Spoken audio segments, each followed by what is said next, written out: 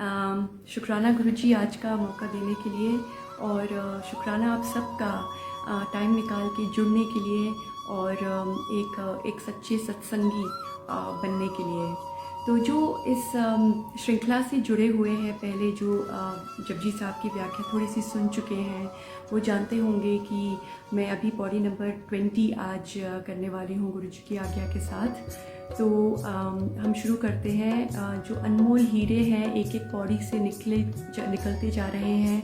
बस हम अगर एक ट्रू सत्संगी हैं, अगर गुरुजी के हम ट्रू डिसाइपल हैं, ट्रू भक्त हैं, तो हमें उनको बस समेट के रख लेना चाहिए अपने पास और अपनी ज़िंदगी में उतार लेना चाहिए। वही उसी में समझदारी है, क्योंकि गुरुजी ने खुद अपनी संगत को गुरबानी की तरफ रुख किया था। कोई मतलब तो होगा उसका। तो गुरुजी ने फिर ये सेवा भी करवा रहे हैं, जिससे जो संगत ट्रूली जुड़ना चाहती है वो जुड़ पाए, क्योंकि कई लोग नहीं जुड़ पाते जब तक उनको थोड़ा सा मीनिंग ना समझ में आए। तो थोड़ी थोड़ी मीनिंग्स, जो मैं तो बहुत बेसिक मीनिंग्स करने की कोशिश कर रही हूँ, ताकि थोड़ी थोड़ी समझ में आए हमें गुरबानी और उसकी टीचिंग्स। तो जय गुरुजी। और हम शुरू करते हैं। मैं पहले पौड़ी नंबर 20 पढ़ देती हूँ। और पौड़ी नंबर 20 में गुरु नानक देव जी फरमा रहे हैं, परिये हथ पैर तन दे, पानी तोते उतरस खे, मूत पलीती कप्पड़ होए, दे साबुन लइये ओ धोए। परिये मत पापा के संग, ओ तोपे नावे के रंग, पुणी पापी आखन नाही, कर कर करना लिख ले जाए, आपे बीज आपे ही खाओ, नानक हुक्मी आओ जाओ। ये बहुत इम्पॉर्टेंट पौड़ी है, बल्कि ये गलत होगा बोल के कि ये इम्पॉर्टेंट पौड़ी है, क्योंकि सारी पौड़ीज़ बहुत इम्पॉर्टेंट है। इनमें इनवैल्यूएबल टीचिंग्स भरी हुई हैं, और इस पौड़ी में हमें बहुत कुछ सीखने के लिए मिलेगा कि हम अपने ऊपर जो मैल की परत है, जो पापों की जो लेयर्स है, वो हम कैसे अपने ऊपर डाल देते हैं, और वो हमारे साथ कैसे जन्मों जन्मों तक ट्रैवल करती हैं, और उन्हें धोने का, उन्हें साफ़ करने का क्या तरीका है, और वो तरीका सही, उस तरीके का सही तरीका, सबसे अच्छा स्वच्छ तरीका क्या है। तो इसमें हमको बहुत कुछ सीखने के लिए मिलेगा। तो परिये हथ पैर तन दे, ये तो हमें पता ही है संगत जी कि हमारे जो हाथ पैर तन दे, ये सब गंदा हो जाता है। पोल्यूशन के लिए बाहर जाते हैं, मिट्टी लगती है, तो इसीलिए हमारा एक रूटीन बना हुआ है स्नान का। पानी के साथ हम स्नान करते हैं, जिससे हमारी जो मिट्टी है, ऊपर लगी हुई मैल है, खे है, वो धुल जाती है, उतर जाती है। तो ये मनुष्य की एक खोज है, जहाँ मनुष्य ने ये डिस्कवर किया कि जो भी पदार्थ हैं जो भगवान ने दिए हैं, उनका ट्रू यूसेज क्या है, उनको ठीक से यूज़ कैसे करना है। तो मनुष्य ने ये समझ लिया है कि जो पानी का यूज़ है वो सफाई के लिए भी होता है। तो इस समझ बूझ के साथ हम लोग पानी यूज़ करते हैं। अपने ऊपर जो हमारे मिट्टी लग जाती है, उसे आलूदगी, जो खला की आलूदगी हमारे तन पे लग जाती है, उसे धोने के लिए। तो पानी तोते उतरस खे, सेकंड पंक्ति में वही बोला जा रहा है कि पानी से धोने से हमारे तन पे, हाथ पे, पैर पे जो भी मिट्टी लगी है, खे लगी है, वो धुल जाती है, और पानी उसको उतारने में समर्थ होता है। लेकिन जो तीसरी पंक्ति है, उसमें ये कह रहे हैं गुरु नानक देव जी, मूत पलीती कप्पड़ हुए, कि सिर्फ उस गंदगी से ऊपर भी एक ऊपर का लेवल है, जहाँ पे इतनी ज़्यादा गंदगी होती है, जैसे मूत, जैसे पलीत। पलीत मतलब बिल्कुल नापाक, बहुत ही मैला अगर एक कपड़ा हो जाए, जिस पे मूत पलीत लग जाए, हमारा पसीना लगता है, हमारे बाहर जाते हैं, कहीं पे पैर रखते हैं, हमारे ऊपर किसी जानवर का मूत भी पड़ सकता है, तो उसको धोने की क्षमता सिर्फ पानी में नहीं है।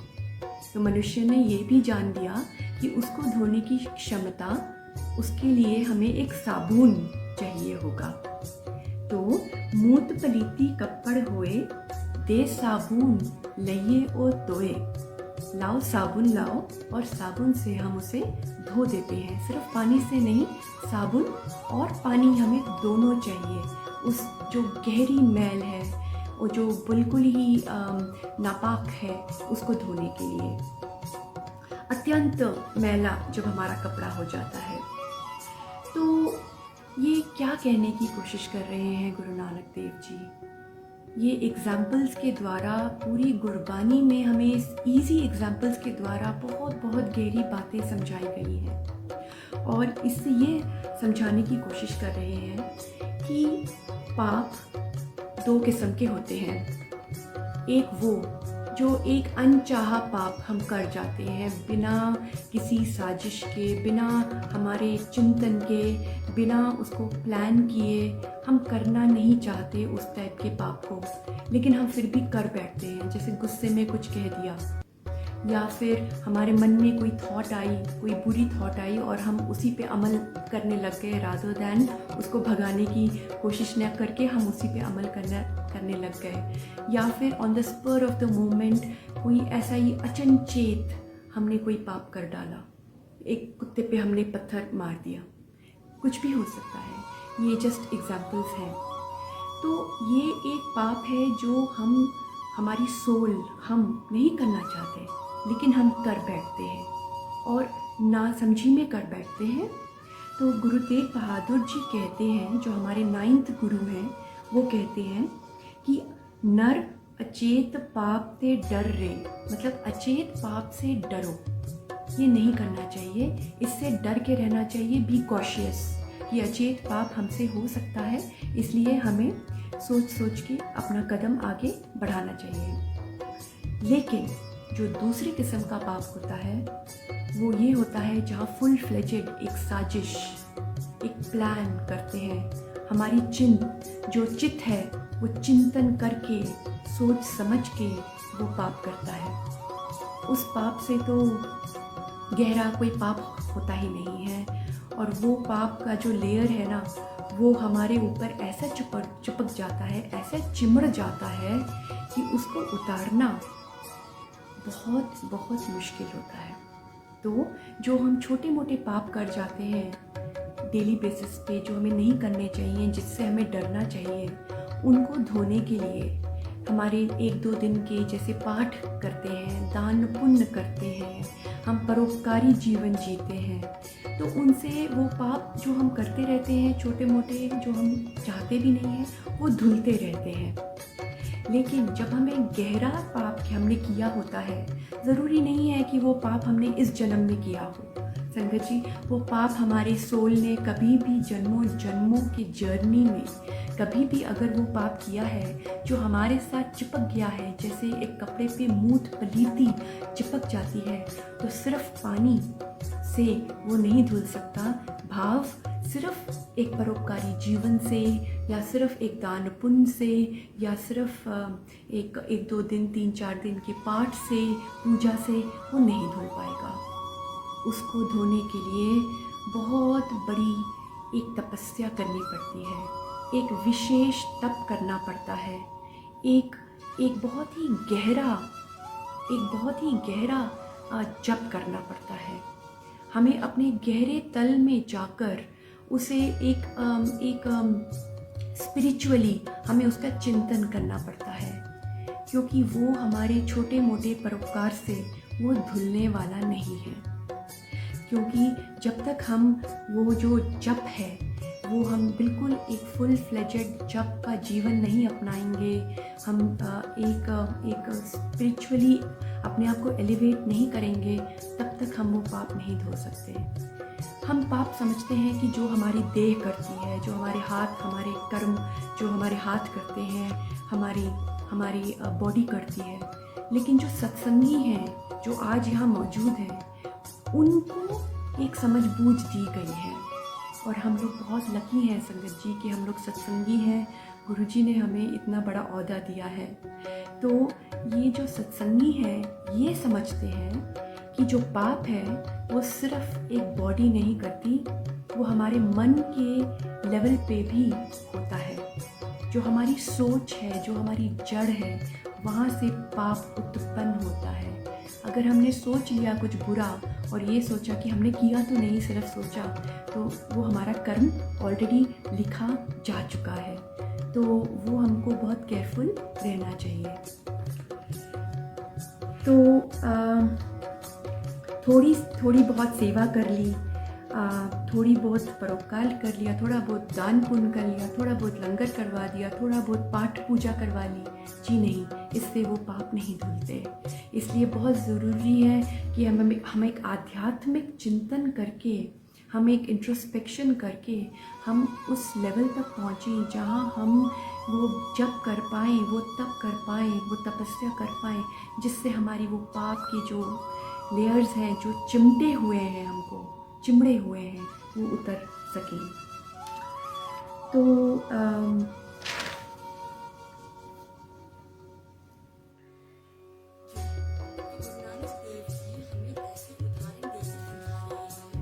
कि मिट्टी छोटी मोटी मैल तो पानी उतार ले जाएगी, लेकिन गहरे तल पे किए हुए पाप हमें आध्यात्मिक चिंतन रूपी साबुन से ही धोना पड़ेगा। संगत जी, हम सोचते हैं कि हम जब गलत सोच रहे हैं तो उससे क्या फ़र्क पड़ रहा है। उससे ये फ़र्क पड़ रहा है कि जो बीज है, जो जड़ है, वो हमारे सोच से शुरू होती है। जब हमने गलत सोची तो अल्टीमेटली जो हमारी बॉडी है, जो हमारे हाथ हैं, जो हमारा देह है, वो हमारे सोच को फॉलो करता है।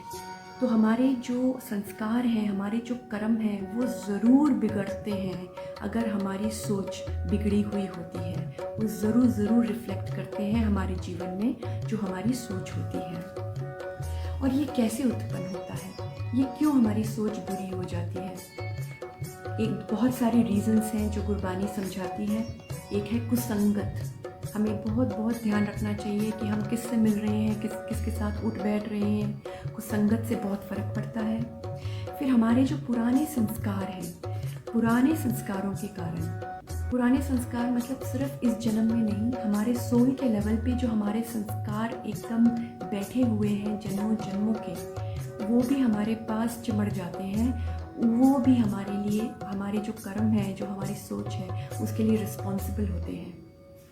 और अचनचेत जो हम बुरा काम करते हैं, जो अचनचेत जब हम बुरा काम करते हैं संगत जी, दैट कुड ऑल्सो इंक्लूड अगर हमने सपने में कुछ बुरा काम किया। अगर हमने सपने में किसी को मारा तो गुरबानी कहती है कि वो हमारी इच्छा है, इसलिए हम उसे मार रहे हैं। वो भी एक कर्म है जो हमने गलत किया, अचनचेत किया, लेकिन किया। तो ये सब गलत सोच के कारण ही शुरू होता है। और जैसे हम लास्ट पौड़ी में हमने डिस्कस किया था कि जस्ट बिकॉज हम लोग यहाँ शरीफ बन के बैठे हुए हैं, दैट डजंट मीन कि नेसेसरीली हम शरीफ हैं। हम इसलिए शरीफ हो सकते हैं क्योंकि हमें बुरे कर्म करने की अपॉर्चुनिटी नहीं दी गई। अगर हमें हिटलर की पोजीशन पे बैठा दिया जाए संगत जी, तो शायद हम दूसरे क्या, हम हिटलर द ग्रेट उससे भी ज़्यादा दिखाएंगे कि हम क्या चीज़ है। इसलिए जो शराफत है और जो बदमाशी है, वो हमारे अंतःकरण में अंदर लिखी जाती है। हमारे संस्कार, हमारे पुराने कर्मों के कारण हम शरीफ हैं ऊपर से या बदमाश हैं, उससे कुछ फ़र्क नहीं पड़ता। हम अंदर क्या हैं, वो मैल धोने के लिए हमें जप तप और एक अनंत डीप आध्यात्मिक चिंतन करना पड़ेगा। नेक्स्ट पंक्ति, परिये मत पापा के संग। अभी हमने इसके बारे में थोड़ा सा डिस्कस किया था कि हम अपने जो मत है, बुद्धि है, जो हम उसको पापों के संग भर लेते हैं। और अगर पाप को 2 लफ्ज़ों में समराइज़ किया जाए और समझाने की कोशिश किया जाए तो पाप का मतलब है वो कर्म या वो सोच जो उत्पन्न हुई है जिससे किसी का बुरा हो, जिससे किसी को भी किसी भी तौर पे हानि पहुँचे, उसको चोट पहुँचे। बस यही है मीनिंग पाप का। अगर किसी को भी चोट पहुँची है आपके सोचने से, आपके करने से, आपके कुछ बोलने से, आपके चलने से भी, अगर आप चल के भी किसी का रास्ता रोक रहे हो तो आपका चलना भी पाप है। तो कहीं भी किसी को भी चोट पहुंचाएं अगर हम, तो और किसी के भी रास्ते का रुकावट बने तो वो एक पाप है। और अकॉर्डिंग टू गुरबानी संत मस्कीन जी कहते हैं कि पाप हम बहुत तौर पे, बहुत एस्पेक्ट्स में करते हैं और करते जाते हैं। हम मनुष्य जाते हैं और वो भी कलयुगी। अगर हमने किसी को धार्मिक पद पर, राजनीतिक तौर पे, सामाजिक तौर पे, आर्थिक तौर पे, mentally, emotionally, physically, morally, any sphere of life, अगर हमने किसी को चोट पहुंचाई, हमारा कर्म, जो पाप का कर्म है, लिखा जा चुका है। वो हमारा पाप हमारे सोल से, हमारे मन से चिमड़ जा चुका है और फिर उसको धोने की पूरी तरकीब हमें निकालनी पड़ेगी। उसको गुरु के साथ हम मिलकर, उसकी गुरु की बात सुनकर हमें एक गहरे तल पे तपस्या करनी पड़ेगी उस पाप को धोने के लिए। तो ये जो सारा जगत है, दिस इज़ फुल ऑफ पाप, क्योंकि हमने पहले भी सीखा बॉडी नंबर 17, 18 एंड 19 में कि कैसे हम पाप कर किए जाते हैं।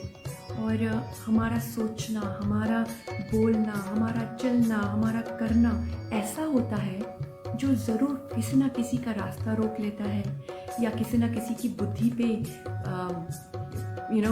एक बुद्धि को कवर कर देता है। हम जब किसी को डोमिनेट करते हैं, किसी को कुछ बोलते हैं, कई बार हम उसको बोलने का मौका नहीं देते, हम उसको सोचने का मौका नहीं देते, हम किसी को बुरा काम करने पे मजबूर कर देते हैं। जब हमारी बुद्धि चले और हम किसी और की बुद्धि बंद करने की कोशिश करें, वो पाप है। जब हम कुछ कार्य करें और हम किसी और को कार्य ना करने दें, अच्छा कार्य, वो पाप है। तो ये सब पाप की डेफिनेशन है और ये हमें समझाना गुरु नानक देव जी ज़रूर ही समझ रहे हैं, ताकि हमें पता चले, क्योंकि हमें इतने नादान हैं, कभी कभी हमें समझ में ही नहीं आता कि हमने क्या पाप किया है। हमने, हमारा पूरा दिन तो स्मूथ बीता है, हमने कोई पाप किया ही नहीं। लेकिन इस नॉलेज के साथ हम थोड़ा सा गहरे तल पे जाके अपने आप को समझ सकते हैं कि हम कितने पाप करते हैं। छोटी छोटी बातों में अपने आप को कॉशियस रख सकते हैं। और जो मेरे साथ पौड़ी 2 में जुड़े थे, जो हुक्म की पौड़ी है, उन्होंने पूरा का पूरा डिटेल में सुना होगा कि अगर हमने किसी के रास्ते में एक भी कांटा बोया तो हमारे सारे रास्ते कांटों से भर जाएंगे। अगर हमने किसी एक का भी रास्ता रोकने की कोशिश करी तो हमारे सारे रास्ते रुकावटों से भरे होंगे। It is the law of Karma कि अगर हमने कभी कुछ एक चीज़, एक नेगेटिविटी बोई तो वो बहुत 100 गुना बन के, बहुत मैनी फोल्ड बन के हमारे पास वापस आता है।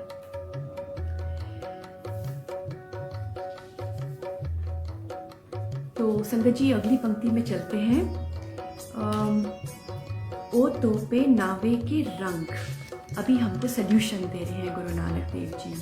पहले क्या कह रहे थे कि कैसे हम अपनी सारी ज़िंदगी, अपना जन्म, अपना सोल, अपना मन, कैसे हम पापों के संग मैला कर लेते हैं। और जो पहली पौड़ी में जुड़े थे, सबसे इम्पॉर्टेंट क्वेश्चन क्या है गुरबानी में कि हम वो मैल कैसे उतारें अपने आप से, ताकि हम भगवान से एक हो पाएँ। सिर्फ सत्संगी ही ये समझ सकते हैं, क्योंकि सत्संगी ही हैं जो भगवान से जुड़ना चाहते हैं, लिव लगाना चाहते हैं। और ये उनकी एक इच्छा है टू नो कि हम ऐसा क्या कर सकते हैं जिससे हमारी मैल धुले, हम पाक बने और हम भगवान से मिल पाए, हम सच बन के भगवान से मिल पाए। तो ये रहा उसका आंसर इस पौड़ी में।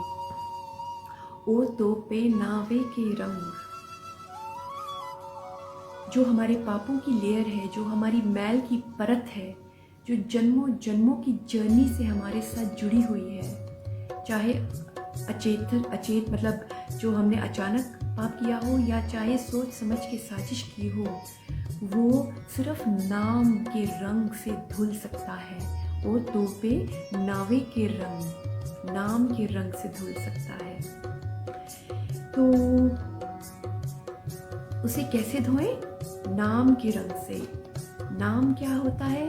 ये तो जो जुड़े हुए हैं जपजी साहब की व्याख्या से शुरू से, उनको पता होगा कि ईश्वर का नाम क्या है। ये बहुत बड़ी व्याख्या है, इसलिए मैं अभी फिर से शुरू नहीं करूँगी, लेकिन नाम इज़ गॉड्स नेम, ईश्वर का नाम, क्योंकि भगवान हर कहीं है, हर अपनी कृत में समाया हुआ है, इसलिए उसकी सारी की सारी कृत भी भगवान का नाम ही है। तो ये भगवान का नाम लेके जप करके नावे के रंग, इसका मतलब नाम का भी एक रंग होता है। भाव, अगर हम सिर्फ अपने मुंह से जप किए जा रहे हैं तो वो एक दुनियावी जप है, उसका एक कोई डीप आपका कोई इफ़ेक्ट नहीं होगा। वो बस हम या तो दिखावे के लिए कर रहे हैं, या हम हमारी ना समझी के लिए कर रहे हैं, और या फिर हमारा जो नॉलेज है वो डीप नहीं है। तो अगर हम जब करते हैं, जब तक हमारी ज़बान बोल रही है वाहेगुरु वाहेगुरु, या राम राम, या अल्लाह अल्लाह, या गॉड गॉड, जो जिसका रिलीजन है उसके हिसाब से, उसके जो भी भगवान का नाम है उनके रिलीजन में जो ले रहे हैं, लेकिन अगर सिर्फ ऊपर से ले रहे हैं और उनका मन नहीं जुड़ा हुआ तो उसका फ़ायदा नहीं होगा, उसका बहुत मिनिमम फ़ायदा होगा, बहुत ज़्यादा डीप फ़ायदा नहीं होगा। अगर हमें नाम के रंग चढ़ाना है अपने ऊपर, नाम के स्टेट में पहुंचना है, क्योंकि जो पहले जुड़े हैं उन्होंने सुना होगा ये व्याख्या कि सिर्फ नाम सिमरन करना, that is not our destination. Our destination is नाम में समा जाना, नाम के रंग में समा जाना, हमको नाम की अवस्था में तक पहुंचना है, वो हमारा डेस्टिनेशन है, और उसकी जर्नी है नाम सिमरन से। तो जब हम नाम का सिमरन करते हैं, सिर्फ ऊपर करेंगे तो फ़ायदा भी ऊपर ही होगा, डीप डाउन फ़ायदा नहीं होगा। तो फ़ायदा करने के लिए हमें अपने मन को भी उसी भाव में डालना पड़ेगा, हमारे दिल को भी उसी रंग में रंगना पड़ेगा जिससे हम सिमरन कर रहे हैं उस भगवान का।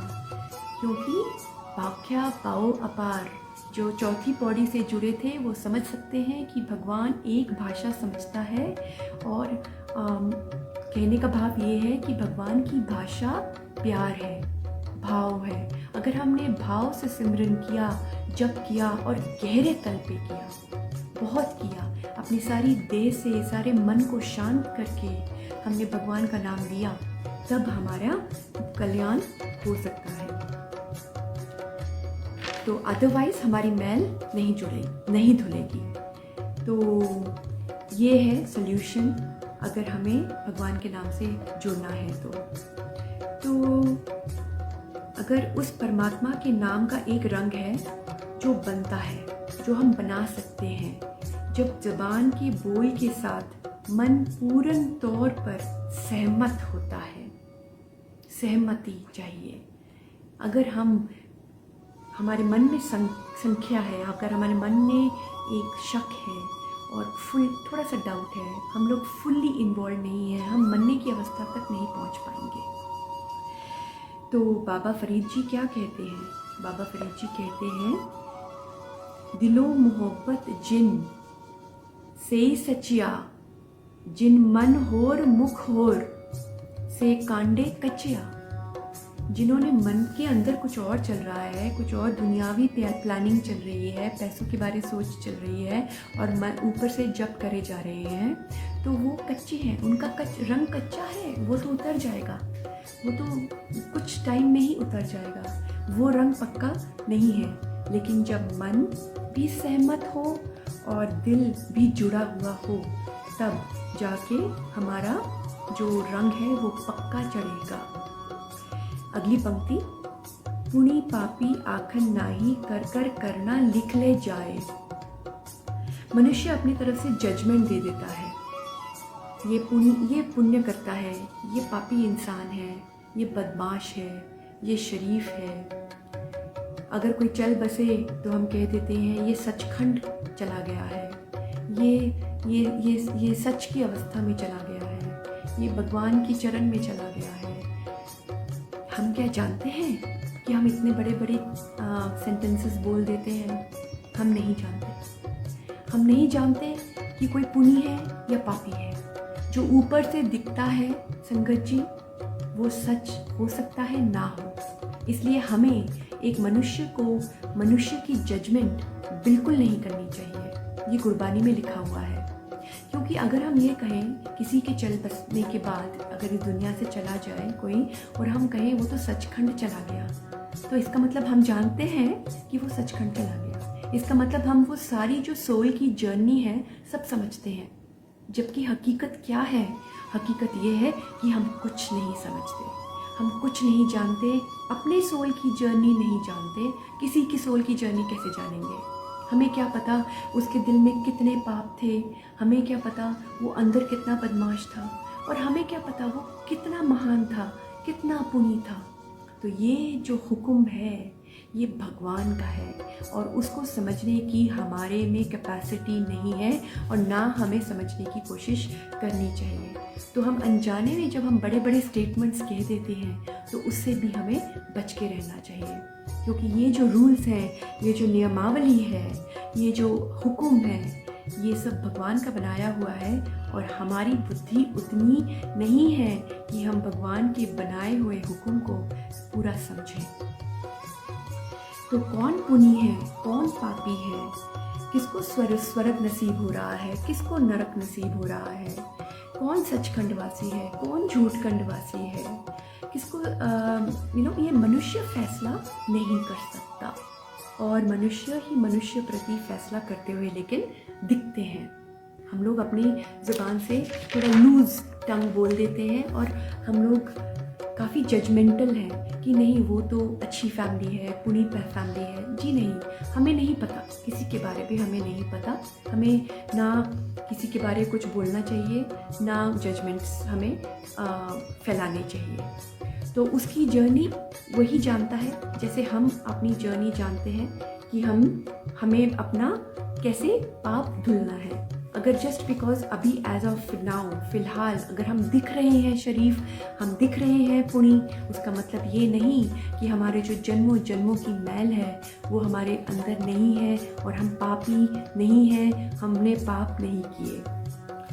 तो महाराज कह रहे हैं कि ये सिर्फ एक कहने मात्र की चीज़ नहीं है।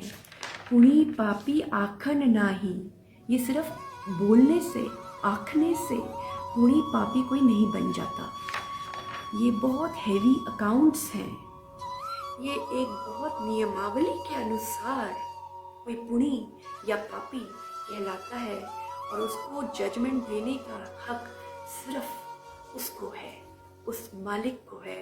और वो मालिक देता ही नहीं, अपनी जो हमारी जीवन शैली मिलती है हमें, द क्वालिटी ऑफ लाइफ, जो जीवन योनि मिलती है हमें, जो हमें जन्मों जन्मों की हमारे जो संस्कार मिलते हैं, वो उसके अनुसार हमें अपने अपने जन्म मिलते हैं। लेकिन देता कौन है, डिसाइड कौन करता है, जज कौन है? सिर्फ वो मालिक। तो कोई हम जब कह देते हैं, अभी हमको ये नॉलेज आ गई है तो अब से हम थोड़ा बचेंगे ये सब कहने में। पुनी पापी आखन नाही, कोई पुनीत है कोई पापी है, ये मनुष्य का फैसला नहीं है। अगर ऐसा है तो हकीकत क्या है फिर? अगर ये हमारा फैसला नहीं है, जो नहीं है, तो हकीकत ये है कि कर कर करना लिख ले जाए। ये होता है, दिस इज फैक्ट, कि मनुष्य जैसे जैसे कर्म करता है वैसे वैसे उसके लेख लिख दिए जाते हैं। Before we can do anything, it has already been written. हमारे कर्म, हमारा फेट, हमारी डेस्टिनी, हमारा जो क्वालिटी ऑफ लाइफ है, हमारा सुख, हमारा दुख डिसाइड करते हैं। ये कैसे करते हैं? आगे की पंक्ति में गुरु नानक देव जी हमें वो भी समझा रहे हैं। तो हमने बहुत प्राचीन स्क्रिप्चर्स में, और हमने चित्रगुप्त जी के बारे सुना हुआ है। चित्रगुप्त के बहुत सारे थियोरीज हैं, या तो ये एक है चित्रगुप्त या फिर दो हैं, एक चित्र और एक गुप्त, शब्दों के एक चित्रगुप्त बना हुआ है। तो गुरबानी के अनुसार ये चित्रगुप्त क्या है? ये चित्रगुप्त ये वो चित्र हैं हमारी ज़िंदगी के जो हमने ही किए और जो गुप्त हैं। जो हमें भी नहीं पता कि हम क्या क्या कर जाते हैं, और हमने पिछले जन्मों में हमारी याददाश्त में नहीं है कि हमने क्या क्या पाप किए या क्या क्या पुण्य भी किया। तो कर कर करना लिख ले जाहे। अभी ये बहुत इंटरेस्टिंग है, क्योंकि कर कर करना मीन्स जो हम लोग करते हैं, जो हमारे कर्म हैं, हमारे कर्मों से वो चित्र बन जाते हैं। तो हमारे कर्म से हमारे संस्कार बनते हैं, हमारे संस्कारों से हमारा स्वभाव बनता है, हमारे स्वभाव से हमारा प्रारब्ध बनता है, और हमारे प्रारब्ध से हमें फल मिलता है, सुख का या दुख का। तो ये हमारे प्रारब्ध हैं जो डिसाइड करते हैं कि हमें किस टाइप की ज़िंदगी मिल रही है। तो अगर हमारी झोली में दुख है तो ये कहना पड़ेगा कि ज़रूर हमारा स्वभाव ठीक नहीं है, या तो अभी ठीक नहीं है या फिर हमारा स्वभाव ठीक नहीं रहा है। स्वभाव ठीक क्यों नहीं रहा है? क्योंकि हमारे संस्कार ठीक नहीं हैं या नहीं थे। हमारे संस्कार क्यों नहीं ठीक? क्योंकि हमने बुरे कर्म किए होते हैं, या तो कर्म किए होते हैं या बुरे कर्म सोचे होते हैं। तो हमारे कर्मों का ही सारा खेल है, और भगवान की नियम के अनुसार, भगवान के हुक्म के अनुसार जो सारा पसारा है, उसके नियम के अनुसार चल रहा है, उसकी मर्यादा के अंदर चल रहा है, उसके हुक्म के अंदर सब कुछ है, बाहर कुछ भी नहीं। लेकिन जो सुख और दुख और जो क्वालिटी ऑफ लाइफ है वो हमारे खुद के अर्निंग्स हैं, वो हमने खुद कमाए होते हैं। हमारी जो परफॉर्मेंस होती है इस ज़िंदगी में, वो हमारी फ्यूचर ज़िंदगियाँ लिख बैठती है। तो अगर किसी को के ज़िंदगी में सुख ही सुख है, अगर कोई खुश ही खुश रहता है, आनंद ही आनंद है, खेड़ा ही खेड़ा है, तो हमें ये बोलना पड़ेगा कि वो मनुष्य को देखकर कि उसका प्रारब्ध अच्छा है। और उसके प्रारब्ध अच्छा क्यों है? क्योंकि उसका स्वभाव अच्छा है। उसका स्वभाव अच्छा क्यों है? क्योंकि उसके संस्कार अच्छे हैं। इसका मतलब उसके कर्म बहुत अच्छे रहे होंगे और अच्छे हैं। इसलिए मनुष्य दूसरे मनुष्य के बारे फैसला नहीं सुना सकता। ये शरीफ है, ये बदमाश है, क्योंकि वो हमारे बहुत ही डीप, बहुत ही अंदरूनी एक अंतःकरण में लिखे होते हैं कि हम शरीफ हैं या बदमाश हैं। ऊपर से हमें कुछ भी नहीं पता चलता। जो भी मनुष्य करता है वो मिटता नहीं है। इसका भाव क्या है?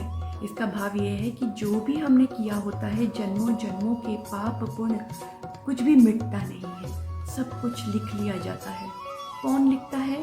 वो भगवान के नियम के अनुसार लिख लिया जाता है और हमारे ऊपर ही रहता है, और उसी के अनुसार हमारी फ्यूचर डिसाइड होता है। और सारा लेख अपने साथ ही लेकर जाते हैं हम।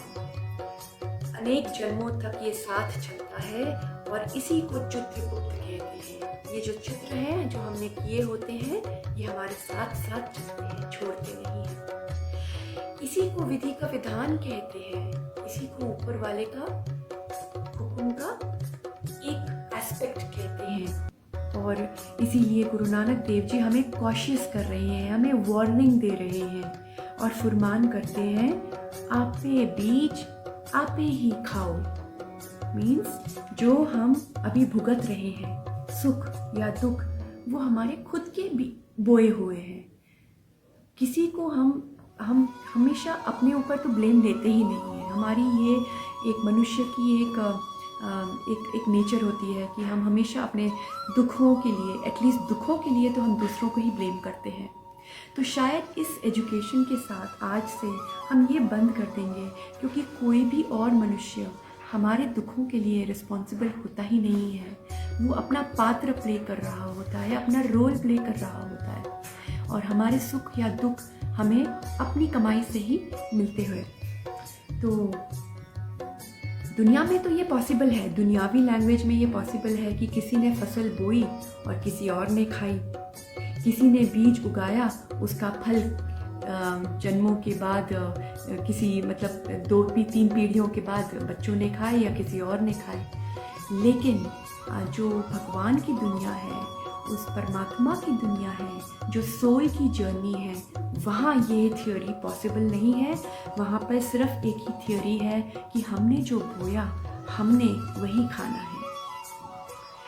और आपे बीज आपे ही खाओ, तो वो फल क्या है, क्या खाना है हमें, सुख या दुख, या फिर दोनों मिले जुले हमारे कर्मों के अनुसार। और कोई फल नहीं होता, यही फल है। इसलिए हमें किसी को दोष नहीं देना चाहिए अपने दुखों के लिए।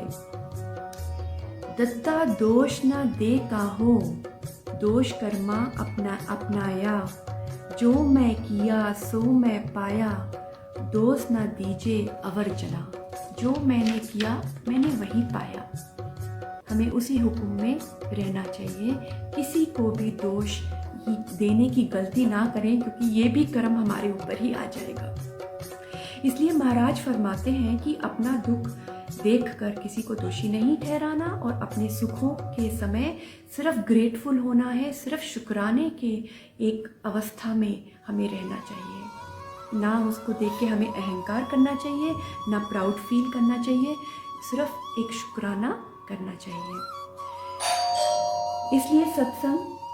इसलिए सत्संग देखो तो देखकर किसी को दोषी नहीं, संत संग, जो संत होते हैं वो किसी को देखकर दोषी नहीं ठहराते, और सुखों को देखकर अहंकार नहीं करते। दुख रूपी फल को देखकर किसी को दोषी ना ठहराओ, और सुख रूपी फल को देखकर अभिमान अहंकार ना करो। इसलिए जो संत होते हैं, इनके धूल चरण हम लेते हैं। क्यों? क्योंकि वो पूर्ण इंसान होते हैं, वो बैलेंस्ड इंसान होते हैं, वो एक पूर्ण अवस्था में रहते हैं जहाँ पे ज्योति ज्योत के साथ रल गई होती है। और इसलिए वो अपने सुखों और अपने दुखों को अपने ऊपर ही जिम्मेवारी लेते हैं। लास्ट पंक्ति है, नानक हुक्मी आवो जाओ। तो उसके हुक्म के अनुसार हम इस जगत में आना जाना करते रहते हैं, क्योंकि हम इतने पाप करते हैं कि हम जब सच्चे बनने की कोशिश भी करते हैं, सच्चियार बनने की कोशिश भी करते हैं, तब भी हमें जो एजुकेशन नहीं हुई होती, हमें पता नहीं चलता कि हमारे पुराने पाप हम कैसे धुलें, तो वो नहीं धुले होते हैं। और हमें नाम सिमरन करने का सही टेक्निक, सही तरीका नहीं पता होता है कि नाम के रंग में कैसे रंग जाना है। इसलिए हम इस दुनिया में वापस आते रहते हैं, क्योंकि दुनियावी तौर पे हम जब कर लेते हैं तब कर लेते हैं, और जब तक हम दुनियावी तौर पे इस दुनिया से जुड़े हुए हैं, क्योंकि ये जो देही है ये मिट्टी की बनी है, और ये जो दुनिया है ये भी मिट्टी की बनी है। तो जब तक हम दुनियावी तौर पे जब करेंगे, या दुनियावी तौर पे अपने शारीरिक सुखों के लिए हम परिश्रम करेंगे, हार्ड वर्क करेंगे, तो हम अपनी माता, जो ये धरती है, जो मिट्टी की बनी हुई है, उससे जुड़े रहेंगे। माता तरत महत, माता को धरती बोला हुआ है। इस देही की जो माता है वो धरती है। तो जब तक हम इस देही को खुश करते रहेंगे, इस धरती से हम जुड़े रहेंगे। लेकिन जैसे ही हम एक्चुअल जो जप है, जो रियल नाम में हम जब रंग जाते हैं, तो हम धरती से, इस मिट्टी से, इस देही से ऊपर उठते हैं, ऊंची अवस्था में जाते हैं, और तब हम इस धरती पे आने लायक, मतलब हमारा आना जाना बंद होता है, क्योंकि हमारी अवस्था ऊंची हो चुकी होती है। तो जब तक हमने इस मिट्टी को, इस दुनियावी चीज़ों को, अपनी देही को खुश करने की कोशिश करी, तब तक हम आते जाते रहेंगे। हमारी कामना जब तक हमें इस मिट्टी में वापस खींच लाएगी, ज़रूर खींच लाएगी। जब हमारी कामना हम कंट्रोल कर लेते हैं, हम नाम में मिल जाते हैं, हम मनने की अवस्था में पहुंच जाते हैं, तब मिट्टी में, इस धरती में, इसमें इतनी शक्ति नहीं रहती कि हमें वापस यहाँ पे पुल करके ले आए। तो भाव संगत जी, जाने के पहले जल्दी से मैं दोहरा देती हूँ कि जब तक हम ऐसे कर्म करेंगे जिसके सिर्फ शरीर के साथ संबंध है, आत्मा के साथ नहीं, तब तक हमारा शरीर जो धरती का हिस्सा है धरती पर ही रहेगा और आता जाता रहेगा। शारीरिक सुख अगर हमारी सारी मेहनत, हमारे सारा जन्म, इस जन्म में हम पैसा कमाने में लगा दें, शारीरिक सुख और सुविधा हम कमा लें, तो हम आते जाते रहेंगे। हो सकता है हमारे शारीरिक सुख और सुविधा अगले जन्मों में भी मिले, लेकिन हम इस मिट्टी का ही पार्ट रहेंगे। हम ज्योति में ज्योत नहीं समा पाएंगे, हम नहीं रल मिल जाएंगे। तो गुरु अर्जन देव जी की ये फरमान है, जिसके साथ मैं आज अंत करूँगी। सूरज किरण मिले, जल का जल हुआ राम, ज्योति ज्योत रली, संपूर्ण थिया राम। तो हमारा अल्टीमेट डेस्टिनेशन क्या है? हमारा अल्टीमेट डेस्टिनेशन है उस यूनिवर्सल एनर्जी, उस भगवान के साथ एक होना, सचियार बनना, ना कि इस धरती पे आना जाना लगाए रखना।